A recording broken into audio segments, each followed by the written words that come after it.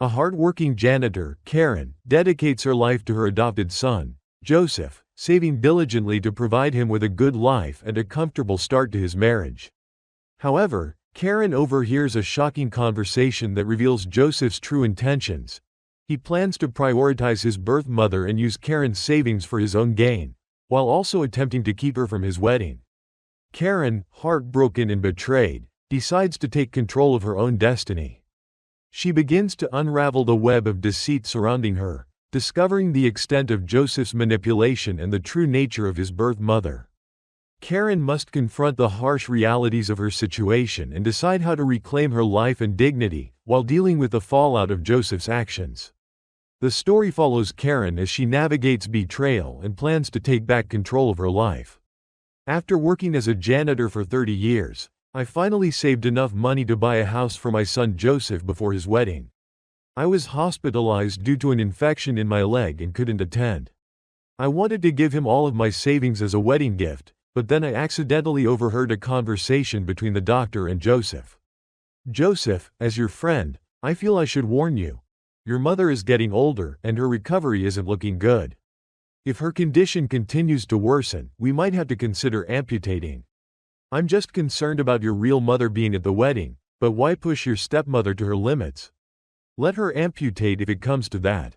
It's not like I'll abandon her, but if she recovers too quickly, who knows what kind of drama she'll cause when she finds out my real mother is at the wedding instead of her." I quietly tucked my bank card away, the card that I had kept all my savings in, which I intended to give to Joseph as his wedding gift. Since he had his real birth mother to care for, he probably wouldn't need the money I had saved for him. After all, in the hospital, I overheard a conversation between Joseph and the doctor. Joseph said, "Since she's getting old, there's no point in wasting money on surgery. The steel pins in her leg aren't a major issue. She won't die from it. Just treat it simply. She's always been proud. If she hadn't reached the point where she had to be hospitalized long-term, she would have crawled to my wedding. Sandra's parents are both university professors. How could I let them sit with a janitor?" The doctor looked uneasy after hearing this. "Joseph, we've been friends for years, and I have to remind you, your mother's getting older. If her condition isn't addressed soon, we may need to amputate. You just want your birth mother to attend the wedding instead of her? Why push her to the point of no return? Karen is such a vibrant person. She couldn't possibly bear spending the rest of her life in a wheelchair." Joseph remained unmoved by the doctor's words. He still made sure to emphasize that even if the wound didn't require surgery, I should be given the best medication to prevent any further complications. The doctor sighed heavily, seeing right through him. "She'll eventually see the wedding video. You can fool her once, but not forever. There's no need to sacrifice her health for something that won't last." Joseph stood firm. "My birth mother gave me life. No one has the right to deny a mother the chance to be there for her son during such an important moment. If Karen hadn't adopted me, my birth mother would have found me by now. Sure, her mistakes led to us being separated, but I'm Karen's only son. Even if she needs an amputation, I won't turn my back on her. But for my wedding, only my birth mother can attend." Joseph's words hit me like a hammer, each word landing with a painful thud. I looked at my bank card in my hand and quietly put it away. When the doctor returned with the medication, he couldn't help but speak once more as they reached the door. "She's given everything for you. Are you really that heartless? All this for a mother who never raised you?" He stopped mid-sentence, seeing the look on Joseph's face. He knew then that Joseph had already made up his mind. Joseph wasn't just concerned about his birth mother, he was disgusted by me, his janitor of a mother, ashamed of me. But had he ever considered that it was I, the janitor, who put him through school, bought him a house and a car? His elegant birth mother and well-educated in-laws hadn't contributed a single dime. I never expected that the son I raised for 30 years would treat me like this. Overcome with anger and disbelief, I fainted on the hospital bed. But what shocked me even more was that Joseph's cruelty went far beyond what I could have imagined. The doctor quickly treated my wound and left. Joseph wiped my hands and face, assuming I was still asleep, unaware of my conscious state. He casually began chatting with his fiancée, Sandra. He said, "Sandra, don't worry. My mom loves me so much that all her money will definitely go to me. Once I get it, I'll buy you that car you want, darling. You've already sacrificed by marrying me, knowing who my mom is. I promise I'll make sure you have a happy life. A few times, Sandra had made unreasonable requests, but I always thought that as long as they were happy, nothing else mattered. I never rejected their demands. I never imagined things would escalate like this. Now, he wanted to use my money to buy her a car. Joseph didn't want me at his wedding, but the money for the car, he was perfectly fine with me providing. What a devoted son. The day of the wedding, she won't be there. I purposely used the most infection-prone tools and didn't perform surgery on her. If she doesn't have surgery on that leg within a month, it'll be ruined. She won't have the strength to cause trouble at the wedding. Don't worry, beautiful. After the wedding, we'll have 2 gorgeous babies. My mom will be unable to move around, so we'll need to take care of her, but her savings will be enough to help us raise the kids. A sharp pain gripped my chest. My eyes involuntarily filled with tears. I never thought that just to keep me from attending his wedding, he would plan something like this so meticulously. He was so small back then. I remembered walking past the orphanage when he grabbed my sleeve and refused to let go. Feeling a moment of compassion, I took him in to give him a better life. I started my own business, hoping to make more money, but when the business failed and no other good job opportunities came my way, I had no choice but to work multiple jobs doing all kinds of cleaning work. I pinched pennies to give him a better life, never once asking for anything in return. He was 30 years old now, and I still gave him a monthly allowance, worried that he might be struggling on his own. I'd spent half my life worrying about him, only to find that I couldn't compare to the mother who abandoned him. If he thought his birth mother was more dignified, let her pay for the car. As for me, I would no longer invest my emotions in them. While Joseph was out getting my medicine, he carelessly left his phone by the bedside. I knew his password, so unlocking it was easy. That's when I discovered he had been in contact with his birth mother for a long time. She had sent him a photo of the 2 of them having dinner together. The woman in the photo was about my age when I was young, but she looked much younger than I did now. For years, I had worked tirelessly to save money for Joseph. I never dared take a break, always out in the sun and wind. Now, with his wedding approaching, I thought I could finally relax, but I had seen online how much more difficult it was for young people today to raise children, and I feared my grandchildren would suffer. So I pushed myself even harder, working day and night to help save money for them. Years of this had taken its toll. Looking at myself in the mirror, I could see that I had aged far more than people my age. "Mom, you're so beautiful. Thank you for giving me such excellent genes," Joseph said, speaking to his birth mother with such affection. It was always him talking more, her saying less. He even video called her frequently. I thought about my own conversations with Joseph. It was always me asking him questions, and aside from asking for money, he rarely responded. Video calls and photos were even rarer. Back then, I thought maybe Joseph was just shy about showing his love for me, but now I realized it was because he was ashamed of me. I pulled out my phone and sent a message to my best friend Betty. Since his birth mother was so wonderful, Joseph surely wouldn't need my help in the future. I asked Betty to help me contact the best orthopedic doctor. I didn't need to save money anymore. Now I could choose the best hospital and the most expensive doctor. Joseph wanted to trap me to drain me of everything I had, yet he didn't even show me the most basic respect. He thought I was just a selfless mother. That even if one day I discovered what he had done, I would never be able to scold him. But he had forgotten one thing: before I was a mother, I was an independent woman. When Joseph came back and saw me sending a message, his eyes were filled with excitement. He pretended to sound concerned, saying, "Mom, you're awake. I saw you unconscious for so long. I was afraid you wouldn't wake up. I'm about to have my wedding, and you're such an important guest. I've been looking forward to seeing my heroic mother make her grand entrance." As he said this, his voice seemed to carry a hint of grievance. "But the doctor said you need to rest for a while, so you definitely won't be able to attend my wedding. It's such a shame that you'll miss it. I always kept my cleaning tools neatly in their designated spot. If Joseph hadn't moved them around, I never would have stepped on the sharp-pointed tool. It was my fault for caring so much about him in the past, letting him think my feelings didn't matter." I reached out and gently ruffled his hair. I said I was careless, but don't worry, I'll definitely attend your wedding. When Joseph heard this, his eyes showed a fleeting panic. He quickly corrected himself. No, that's not it. Realizing he had said the wrong thing, he tried to explain. The doctor said you can't move around too much right now. There will be a lot of socializing at the wedding, and it'll be too hard for you.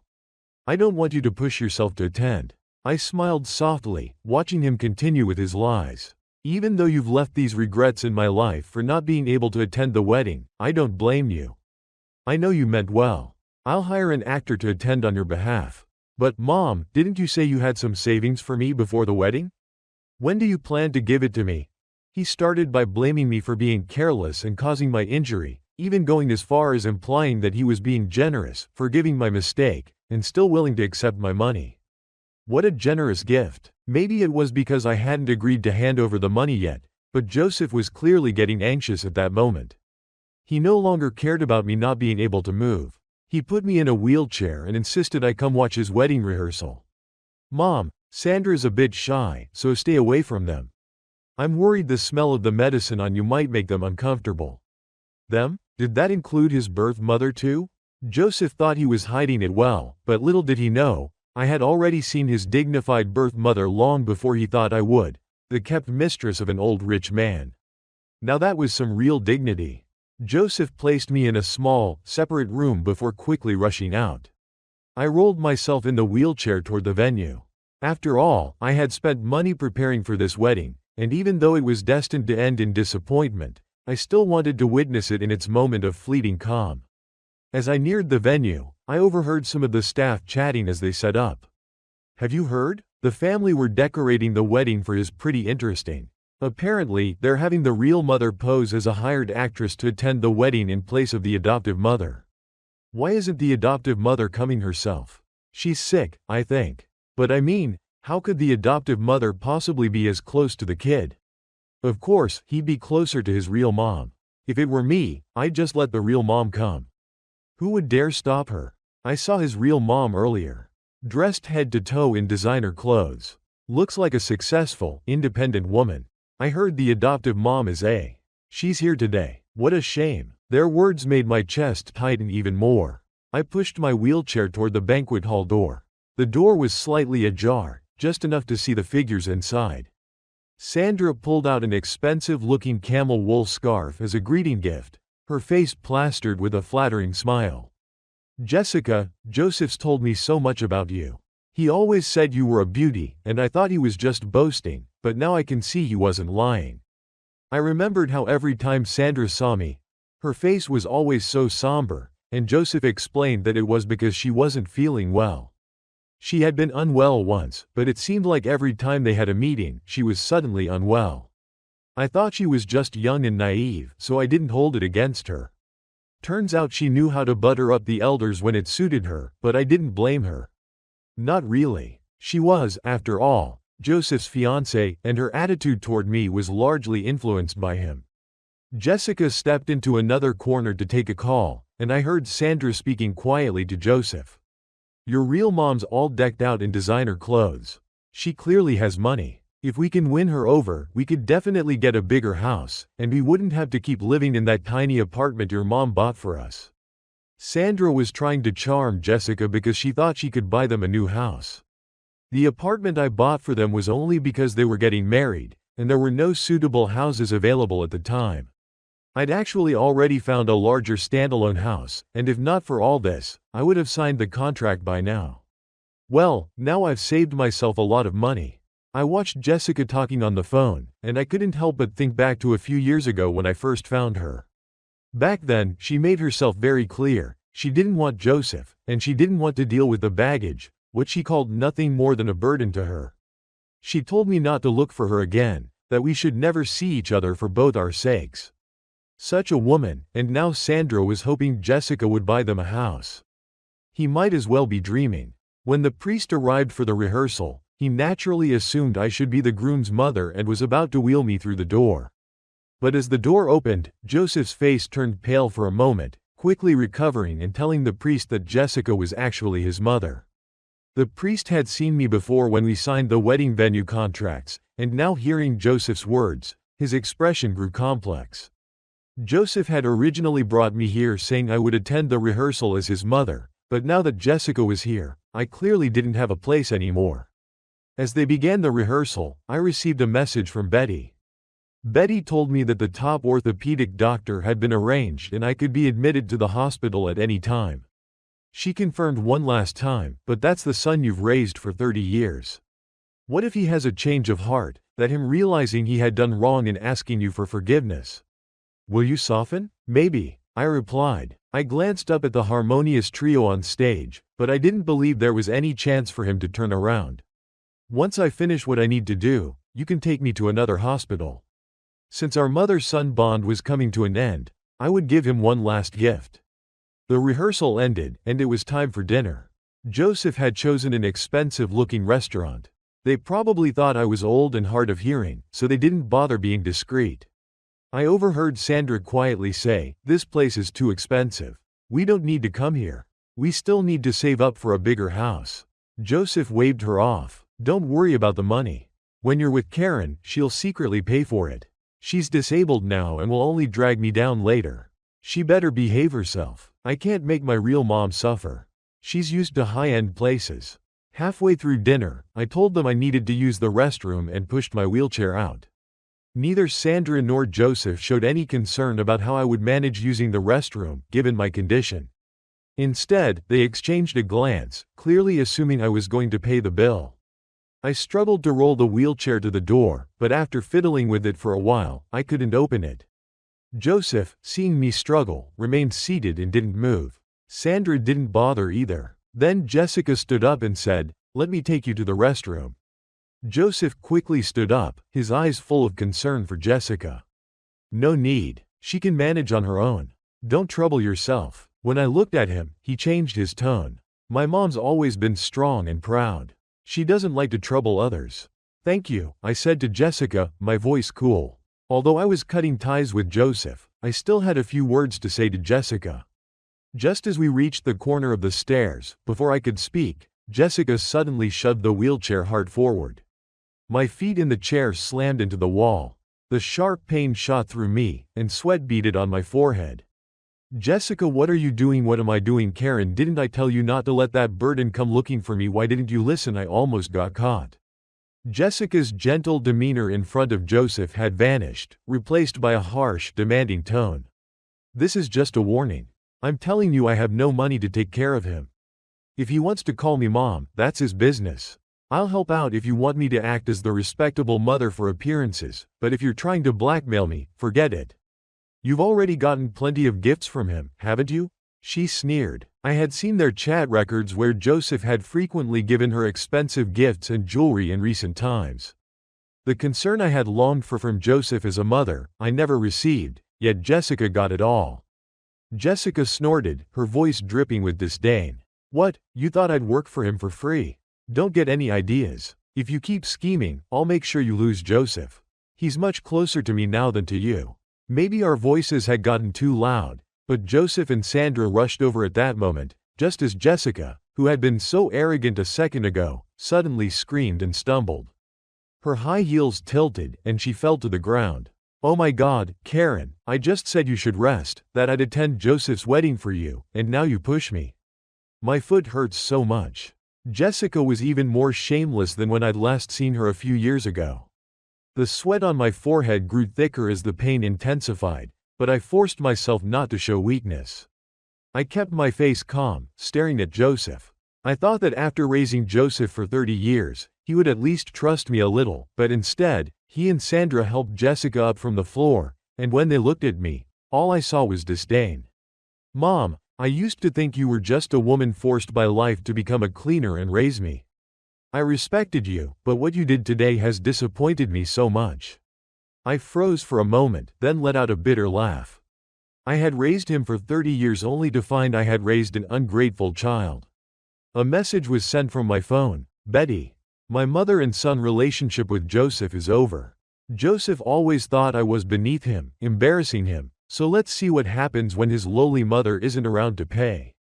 Let's see what kind of spectacle the polished people like him can make without me." Sandra moved a chair over, and Joseph knelt on the ground to examine Jessica's ankle carefully. I struggled to climb back into my wheelchair, and just then Betty arrived. She saw the injury on the back of my foot and immediately wanted to confront them, but I stopped her. I said to them, "Since you don't want to see me, I won't be a bother. I'll handle my discharge paperwork on my own. You focus on preparing for the wedding." Sandra gave Joseph a signal, urging him to get the money. Joseph didn't even look at me, mocking me instead. "Don't worry, Sandra, there's nothing to keep her here. If she wants to leave, let her. Let's see who's going to take Ina like her apart from me." Betty pushed me away from the place. She angrily asked why I didn't argue with them. I was just relieved to have saved the cost of another meal. All the money I'd invested in his education, in raising him, was already enough. But the money I spent for his house and his car that I was going to get back that same day. I handled my discharge and had the foot surgery performed by the doctor Betty had arranged for me. The surgery went well, and the doctor said I'd be fully recovered in a month. Less than a week later, I received a message from Joseph. "Mom, why did you leave the hospital without saying anything?" So it took him this long to realize I'd left the hospital. Joseph wasn't stupid by now. He must have figured out that I already knew the person replacing me was in fact his biological mother. "Mom, I know Jessica pushed you down, but she's a strong, successful woman. If you don't provoke her, she wouldn't have bothered with you. She's only attending on your behalf, but in my heart, only you are my real mom. Mom, please text me back. My wedding is in a month. I can't go without your blessing. Sandra is really looking forward to seeing you there." So he was only remembering me now because he needed money. That's when he noticed I was no longer in the hospital. I scrolled down through his messages, a mocking smile crossing my lips. "Mom, you're being stubborn about your treatment. If you end up losing a limb, you'll still need Sandra and me to take care of you. You can only rely on us, so trust me, I'll take responsibility for you." I looked at my foot, which was already healing well, and replied to him, "Don't worry, you'll get my money on your wedding day." I hadn't intended to confront them, but since Jessica and Joseph were pushing me this way, I couldn't let them get away with it. It was time to fight back. On the day of the wedding, I deliberately chose a bright outfit. I had no more concerns now. Any money I had, I could spend on myself. No one in the room recognized me as the woman in the wheelchair. During the rehearsal, I sat at the farthest corner, hearing Joseph quietly speak to Sandra on the phone. "My mom told me she'll give me the money today. She's disabled now, so she won't dare refuse me or cause trouble. Don't worry." The wedding officially began, with warm music filling the air. Soon it was time for the newlywed speeches. After everyone shared their blessings, the guests began to have dinner, and the atmosphere in the room lightened. Jessica sat calmly, and everyone was commenting on how beautiful Joseph's mother was, how graceful she seemed. From afar, I saw Sandra looking displeased, seemingly arguing with Joseph, who was trying to calm her down. Then he stood up and went to a corner to make a phone call. At that moment, a loud ring echoed through the venue. The horn I had bought drowned out all the noise, and the ringing filled the room. "Joseph, are you calling me?" I stood up from the guest seats. When Joseph turned around, his eyes widened in shock. He was terrified that my appearance would ruin his wedding and hurried toward me. "Mom, what are you doing here? I told you to rest at home." He whispered, "You told me to bring you the money, didn't you? How can I give it to you if I don't come?" I held the horn, and despite the noise, my voice carried to everyone's ears. In a way, Joseph was not entirely unreasonable in not wanting me to attend his wedding, because truth be told, I never let myself be a doormat. But when I was in the hospital and injured, I couldn't afford to make a rash move. My biggest lesson in life had been that a person must know when to endure and when to stand their ground. If I had confronted Joseph back then, I couldn't guarantee what this cold-hearted son would have done to me. But now things were different. I was fully recovered, and I wasn't going to let anyone walk all over me. Never mess with a woman who's fought her way through life. The guests heard my words and began throwing me disdainful looks. That's Joseph's adopted mother. Guess she can't compare to his real mom. Joseph's real mother is already here, but she still dares to make a scene. Adoptive mothers never truly care for their kids. Joseph's so pitiful. Did anyone else hear her say she came here to bring him money? Oh my God, if that's true, Joseph is way out of line. Joseph, who had been shielded by me for so long, now heard these comments. His face turned bright red with embarrassment. "Mom, are you trying to embarrass me on purpose? What's with the horn?" Seeing Joseph getting upset, Sandra rushed over to soothe him. "All right, Joseph, calm down. For the sake of the money, just let her stay. She won't cause any trouble." She shot me an impatient look. "Hurry up and give us the money, Karen." I stared at Sandra in surprise. The shamelessness of both her and Joseph was beyond what I could have imagined. Joseph was not someone who would easily back down. Angrily, he said, "If you don't give me the money, then fine. I don't need you anymore. After all, my real mom can pay this money. I don't need yours. Karen, listen to me. Unless you leave the money and leave, don't even think about me acknowledging you as my mother. You're really embarrassing me today." He probably thought that I would still treat him like a child, endlessly tolerant of him, as I always had been. He thought he had me figured out when he looked at the suitcase in my hand. His eyes were filled with grief. "Your real mom, does she really have the money?" I asked, glancing at Jessica from a distance. Her eyes darted away nervously. "Fine, you're going to give the money to him anyway. Just leave the money and go." As soon as Jessica finished speaking, a video began playing on the big screen behind her. It was footage from 12 years ago when Jessica was disdainfully talking about Joseph. "I've told you a million times, no matter how he's doing, it's none of my business. Don't let that burden come looking for me. If you adopted him, he's your child, not mine. I have no money to raise him," Jessica said on the video, her voice dripping with disgust and impatience. Joseph's eyes widened in disbelief. He had thought that he had worked so hard to find his dear long-lost biological mother, only to discover that I had found her 12 years ago, but Jessica had never wanted to acknowledge him. I knew Joseph was too young back then, and I didn't want him to be hurt, so I told him his biological parents must have been looking for him, just hadn't found him yet. After all, what parent wouldn't love their child? Joseph had grown up under my care, sheltered in the belief that parents loving their children was a given. He naturally expected love and thought he deserved it. He never doubted Jessica's feelings for him. He even thought he should have lived the life Jessica led, wearing designer clothes and attending high-end venues. So, he had always tried to please her, hoping she would take him back to his original class. Joseph took 2 steps back, shaking his head in disbelief. "This can't be. You should love me. How could you not want me?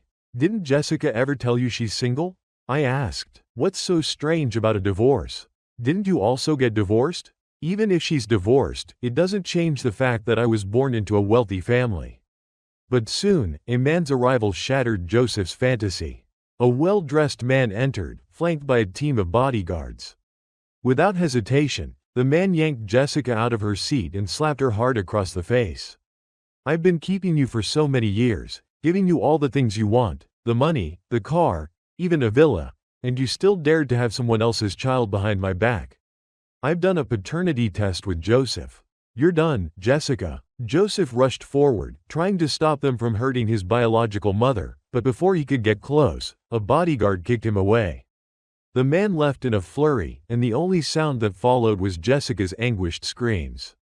It was only then that Joseph realized the mother he had always thought would help him climb the social ladder was nothing more than a wealthy man's mistress. He was the child of this mistress and another man, more despised than even a bastard child. His attempts to have Jessica protect his image had only slapped him in the face. "Joseph, I've never thought there's anything shameful about earning money with my own hands. The ones who constantly rely on others to change their fate are the real shame. Being a janitor was never a lowly job. I am proud of who I am." Betty glanced at the suitcase I was holding and gave Joseph a push. Without Jessica as his real mother, if I didn't help him now, where else would he get money? In that instant, Joseph's attitude shifted drastically. "Mom, you're right. It was all my fault before. You're the only mom I have. You're amazing, and I've never thought less of you." His words made my heart grow colder. I should have never adopted him in the first place. After the divorce, I should have remarried to provide him with a stable environment instead of always putting him first. The child I had carefully nurtured had borne rotten fruit. "You want money? I'll give it to you." I placed the suitcase on the table and pulled out a handful of bills, tossing them into the air. The fake bills fluttered down, and it was only then that Joseph realized he had been fooled. Betty quickly walked over and snatched the suitcase from my hands. "Everything's fake, Karen. Are you trying to cause trouble on purpose? Let me tell you, if there's no money today, I'm not marrying Joseph. You're just a janitor, and without me, you wouldn't even deserve to sit at the same table as my parents." Betty's parents continued to look at me with the same disdain as before. I grabbed the horn calmly. "You're right. I came here to cause trouble. The venue and the banquet for this wedding were all paid for by me. I was kind to you, but you called me a shrew behind my back. Now let me show you what a real shrew looks like." I stood on a chair and exposed all the shameful things they had done, each detail laid bare. After hearing everything, Betty's face turned bright red with fury, and she stormed out crying. Joseph's embarrassment was palpable. His face was alternating between pale and flushed as his relatives and friends began to gossip and point fingers at him.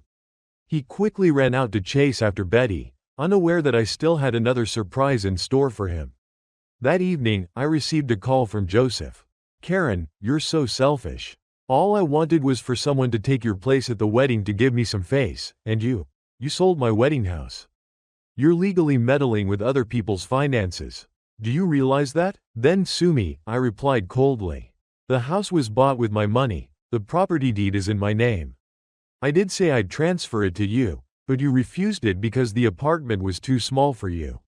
You kept pestering me for money, wanting me to buy a bigger house. Now you can buy it yourself. I hope you find a nice big house. Good luck with that." Betty and I were already on our way abroad. I didn't say much to Joseph before hanging up quickly. I had no time to argue with an ungrateful child. My prime years were ahead of me, and with no children to support, I now had enough money to make up for the 30 years I had sacrificed for others. I thought that after the wedding, Joseph would hate me for sure and never bother me again. But to my surprise, when I came back from abroad, there he was. It seemed I had underestimated just how shameless he could be. He angrily said to me, "This is all your fault. Betty is about to break up with me and you're out there enjoying yourself on vacation. Don't you know how to save some money? I still need to buy a big house." I ignored his accusations, choosing to selectively tune him out. He had no right to meddle in my life anymore. "Karen, I'm talking to you. Give me a few hundred, and I can buy a big house. Maybe I can win Betty back." When I didn't respond, Joseph shifted from verbal threats to more direct ones, but none of his threats had any effect on me. I continued to ignore him. Over time, he saw my resolve, from disbelief to disappointment, then fear. He realized that the mother who had always been there for him would never protect him the way she once did. In his panic, he became like a helpless puppy, but I chose to ignore him and distance myself, leaving everything behind and reducing any further contact. My life gradually entered a new chapter. Despite the betrayal and cruelty from my son, I didn't let myself fall into self-pity. Instead, I chose to redefine my existence. I invested my hard-earned savings into a charitable cause and founded the Adversity Mother Support Fund. This fund specifically aids abandoned children and single mothers, helping them stand up again and find their own value. One day, I stood on the stage at a funding ceremony, dressed in simple yet elegant clothing. My gaze focused on the children in the audience. They were dressed neatly, their faces shining with bright smiles. Behind every smile was the pain and sacrifices I had once endured. Looking at them, I felt a sense of fulfillment and peace that I had never experienced before. I had finally found my purpose, to give to others and warm my own heart. After the ceremony, I walked off the stage and noticed a young girl with an innocent face. She gently tugged at my sleeve, and in that moment, I saw the same look Joseph had in the orphanage. My heart trembled, and I crouched down to her level. "This time, we'll choose the family you like," I said softly. The girl's eyes lit up, and she tightly held my hand, as if she had found a warmth she had longed for. In that moment, I understood, the transmission of love and hope had never ceased. I let go of the unnecessary burdens of the past and embraced the new life that awaited me. As time went by, I gradually regained my love for life. I picked up old hobbies from my youth, especially painting and gardening. I became a volunteer at a nursing home, spending time with a group of elderly people who were my age. One spring afternoon, I took the elderly residents to paint. Watching them apply colors to their canvases, I felt as though I had returned to the younger version of myself, the one who lived for herself. On my own canvas bloomed a sunflower with sunlight shining on every petal, its colors bright and warm. I whispered to myself, it turns out the brightest colors are those lived for no one else. Beside me sat a retired teacher, and we shared our thoughts on colors and exchanged stories from our past. At that moment, I suddenly felt that all the loneliness and anxiety I had felt before disappeared. I was no longer the woman who gave everything for others. I was someone who could live for herself. In the time I spent with the elderly, I rediscovered the meaning of life and the true equality of relationships. This was what I had always longed for, and I had finally found my spiritual sanctuary. Meanwhile, compared to the new life I was embracing, Joseph's world had long since collapsed. Not long after the wedding, Betty filed for divorce. At first, Joseph was reluctant to accept it, but Betty soon left him a threatening voice message. Do you really think you can still squeeze money out of your mom after all these? Don't ever count on her again. Joseph couldn't accept it. He kept begging Betty to reconcile, but it was all in vain. She had grown tired of the relationship and could no longer tolerate it. Meanwhile, Jessica was fired by her sugar daddy, and her secrets were exposed. She now lived by selling off her jewelry, and Joseph began to feel the weight of the cruelty and coldness he had once shown me. It was a reckoning that finally caught up with him. One day, while rummaging through items in our old home, Joseph stumbled upon a yellowed bank book. It had entries like Joseph's travel expenses and Joseph's tuition fees. Every amount represented my sacrifices and the boundless love I had given him. Joseph's heart ached painfully, as if he could hear the breaking sound deep within himself. This money, it was all from my hard work, saved for him. In that moment, Joseph understood the greatness of my love and sacrifice, but it was too late. No longer the arrogant young man he once was, Joseph found himself collapsing both materially and emotionally. The crumbling of his wealth and the desolation of his relationships left him feeling utterly lost. He tried desperately to win Betty back, but it was all for nothing. Without the support he had once relied on, Joseph began to feel the overwhelming fear of isolation. One day, with nearly all of his belongings in hand, he tried to break free from the situation, but reality hit him hard again and again. Just as he was about to leave, he received a call from Jessica. Jessica revealed the true hypocritical nature of his once esteemed mother, the one he had believed would offer him a way out. Joseph realized that he could never return to the life he had once lived, never shake off those burdens.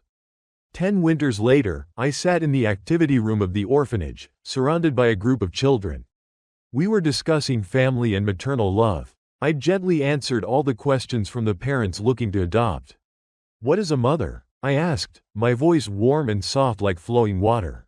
A mother is the one who holds the umbrella for you when it rains, but remember, the sunlight poured through the window, casting a warm glow on my silver hair and lighting up my face. At that moment, my eyes were calm and resolute, as though all the pain and betrayal had blown away with the wind. I had finally found my own life. Never wet your wings trying to dry someone else's feathers, I said, my voice tinged with compassion, but more filled with release. In that moment, I realized I was no longer the woman who lived for others. I had become a woman who truly lived for herself. 30 years. 30 years I scrubbed floors, saved every penny, just to give Joseph a better life. I bought him a house, planned to gift him my entire savings for his wedding. Then, I overheard him. My own son, the one I raised, the one I poured everything into, talking to his doctor. He didn't want me at his wedding. He wanted his real mother, the one who abandoned him. He called me a burden, an embarrassment. He didn't care about my health, just the money I'd saved. He and his fiancée, Sandra, were planning to bleed me dry, using my hard-earned cash to fund their lavish lifestyle. He even schemed to keep me wheelchair-bound, just to ensure I wouldn't ruin his precious wedding. I found out he'd been in contact with his birth mother, Jessica, all along. He treated her like royalty, while I was just the janitor mom he was ashamed of. I finally saw the truth. He never loved me. He only saw me as a source of money. Enough was enough. I contacted Betty, my best friend, and arranged for the best medical care for myself. I decided, right then and there, I was done. I went to his wedding, not to give him my blessing, but to expose him and Jessica for the frauds they were. I revealed Jessica's past, her disdain for him, and the truth about her wealthy boyfriend. I gave him a suitcase full of fake bills, and showed everyone who the real shrew was. I sold his wedding house and then left the country. I'm done being the doormat. I'm done sacrificing my life for someone who never appreciated it. I'm taking back my life, my money, and my dignity. Joseph wanted to see what he could do without me. He's about to find out.